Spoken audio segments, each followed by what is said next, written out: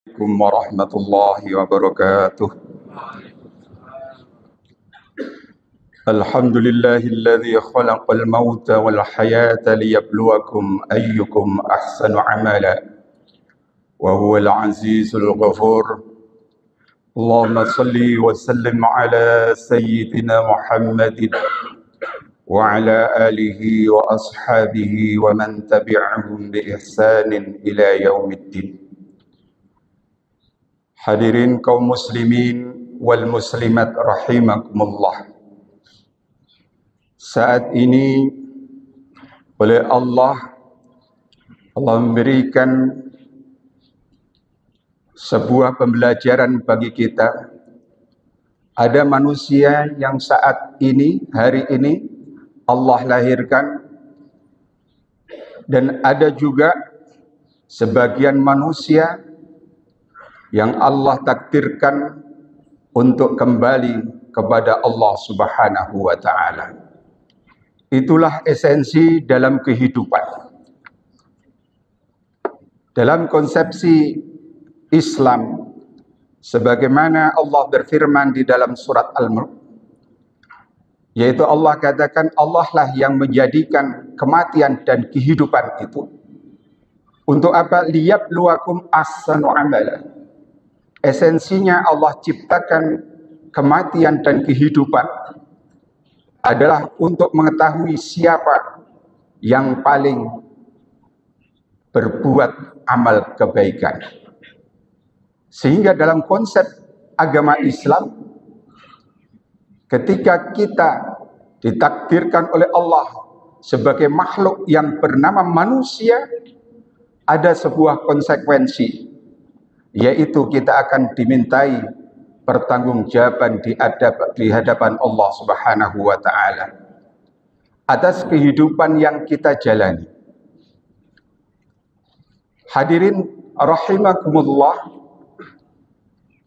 bahwa dalam kehidupan ini Allah terkadang memberikan ujian kepada kita. Ada ujian itu berupa kejelekan, ada ujian yang berupa kebaikan. Sebagaimana Allah berfirman di dalam surat Al-Anbiya ayat 35, walanabluukum bisyarri wal khairi fitnah. Dan kami akan uji kamu sekalian bisyarri, yaitu kejelekan, ketidaksenangan.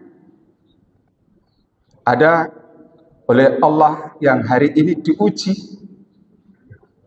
dengan berbagai macam penyakit yang Allah berikan kepadanya. Itu tentunya kita tidak senang. Dan sebagian yang lain Allah uji berupa kesenangan, wal khair.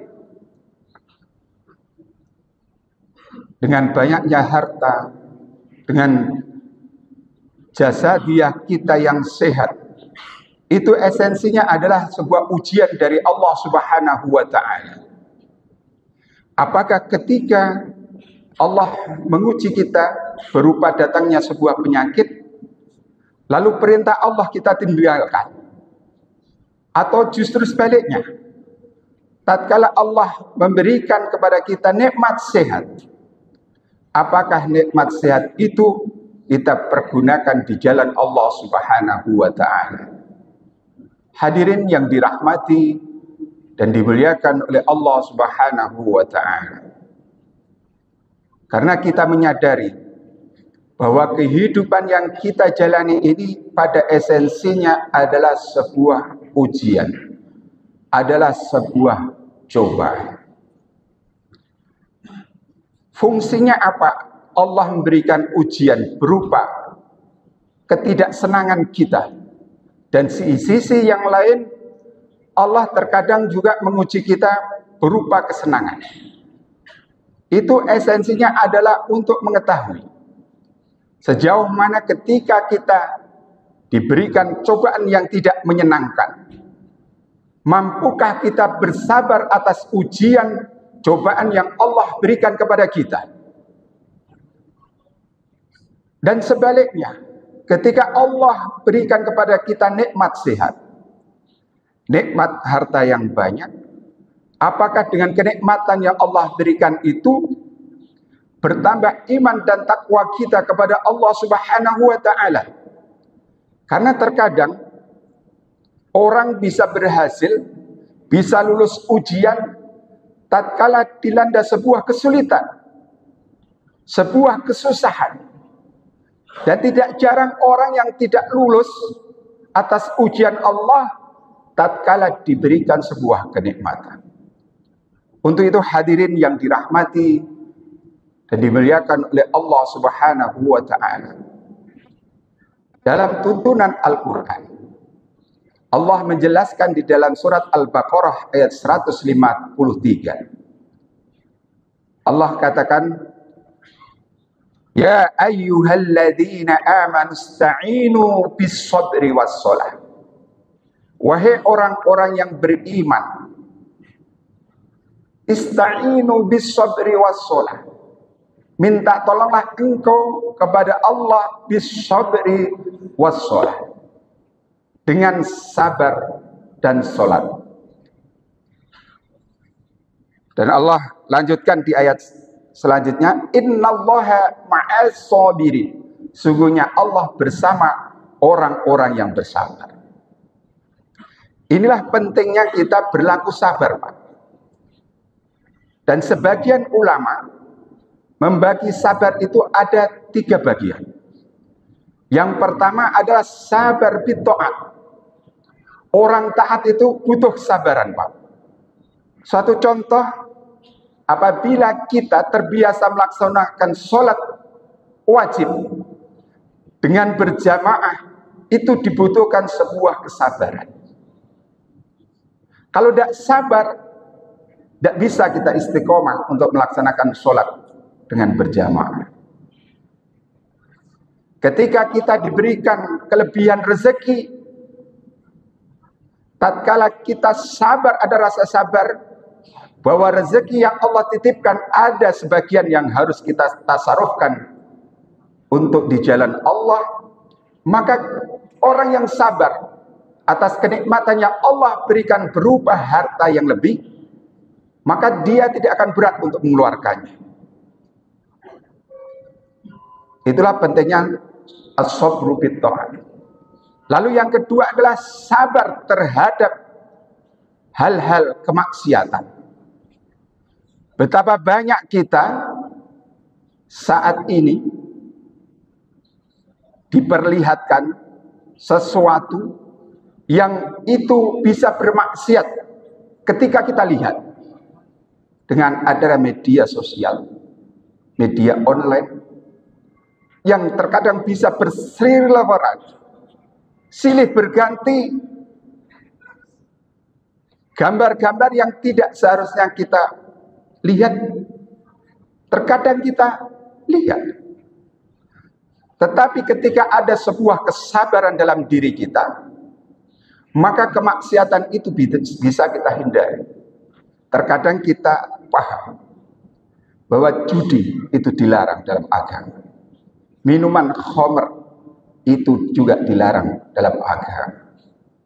Tapi terkadang kenapa kita masih bisa terpengaruh untuk melakukan itu? Terkadang kita tidak sabar untuk menahan kemaksiatan yang telah Allah tetapkan.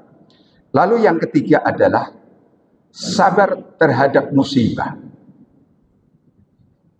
Dan dikatakan di dalam Al-Quran, وَلَنَبْلُوَنَّكُمْ بِشَيْءٍ مِّنَ الْخَوْفِ وَالْجُوعِ وَنَقْصٍ مِّنَ الْأَمْوَالِ وَالْأَنفُسِ وَالثَّمَرَاتِ وَبَشِّرِ الصَّابِرِينَ. Allah tegaskan dalam ayat ini, dan sungguh kami akan menguji kamu sekalian bisyai'in, dengan sesuatu berupa apa? Minal khauf. Ada rasa ketakutan kita. Ketakutan ditinggal orang yang kita cintai. Ketakutan harta kita hilang. Itu bentuk ujian yang Allah gambarkan di ayat ini. Wal ju', rasa lapar. wa naqsim minal amwal wal anfusi wat thamarat. Terkadang Allah juga menguji kita berupa hilangnya harta yang kita miliki. Dan juga terkadang kita diuji oleh Allah berupa meninggalnya orang-orang yang kita cintai. Dan sebagian saudara-saudara kita juga terkadang diuji oleh Allah dengan adanya gagal panen. Menyikapi ujian semacam ini Allah katakan wabasyiris shabirin. Beritahukanlah kepada mereka bagi orang-orang yang bisa berlaku sabar. Siapa dia? Allah memberikan penjelasan di ayat selanjutnya, yaitu alladzina idza asabathum musibah, yaitu mereka ketika Allah datangkan berupa ujian, berupa cobaan, mereka mengatakan qalu inna lillahi wa inna ilaihi rajiun. Yaitu orang-orang yang bisa mengatakan ketika Allah berikan ujian, mereka selalu mengatakan bahwa ujian ini datangnya dari Allah dan sesuatu itu akan kembali kepada Allah Subhanahu wa taala. Untuk itu hadirin yang dirahmati dan dimuliakan oleh Allah Subhanahu wa taala. Kalaulah saat ini ada sebagian saudara-saudara kita yang oleh Allah diuji berupa penyakit, harus ada keyakinan dalam diri kita bahwa ujian yang Allah berikan kepada kita esensinya adalah untuk bagaimana kita mensikapi ujian itu. Ketika kita mampu untuk berlaku sabar terhadap ujian yang Allah berikan, insya Allah pada akhirnya maka ujian yang menurut kita mungkin tidak menyenangkan, tetapi tatkala kita menerima sebuah ujian itu dengan sesuatu itu terjadi atas kehendak Allah Subhanahu wa taala, maka sesuatu yang terjadi walaupun itu tidak menyenangkan kita, kita sudah meyakini bahwa segala sesuatu itu terjadi atas kehendak Allah Subhanahu wa taala. Insya Allah Allah akan memberikan senantiasa hal yang terbaik bagi apapun yang Allah takdirkan kepada kita. Baik itu ujian berupa ketidaksenangan ataupun ujian yang berupa kesenangan ataupun kebaikan. Mudah-mudahan hadirin rahimakumullah, kita bermohon kepada Allah Subhanahu wa taala agar kita senantiasa bisa Allah berikan sebuah kesabaran atas landasan keikhlasan, atas landasan keimanan kepada Allah Subhanahu wa taala. Mudah-mudahan apapun yang terjadi dalam kehidupan yang kita jalani, insya Allah Allah takdirkan hal itu yang terbaik kepada kita. Untuk itu marilah kita bermohon kepada Allah Subhanahu wa taala.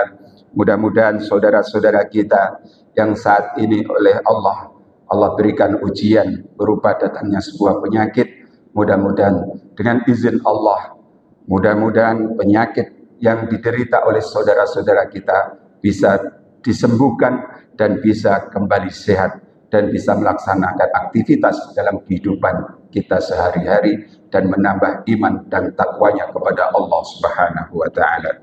A'udzu billahi minasyaitonir rajim. Bismillahirrahmanirrahim. Allahumma shalli wa sallim ala sayyidina Muhammadin fil awwalin wal akhirin wa radiyallahu an kulli sahabati Rasulillah ajma'in. Alhamdulillahi rabbil alamin.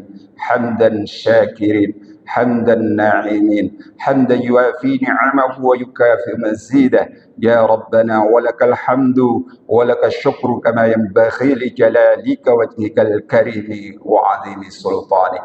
اللهم أحينا بالإيمان وأمتنا بالإيمان واخشرنا في الإيمان وأخرجنا من الدنيا مع الإيمان. اللهم اختم لنا يا الله بحسن الخاتمة. ربنا تقبل منا دعاءنا وتب علينا إنك أنت التواب الرحيم. ربنا آتنا في الدنيا حسنة وفي الآخرة حسنة وقنا عذاب النار والحمد لله رب العالمين. آخر الكلام بالله التوفيق والهداية. السلام عليكم ورحمة الله وبركاته.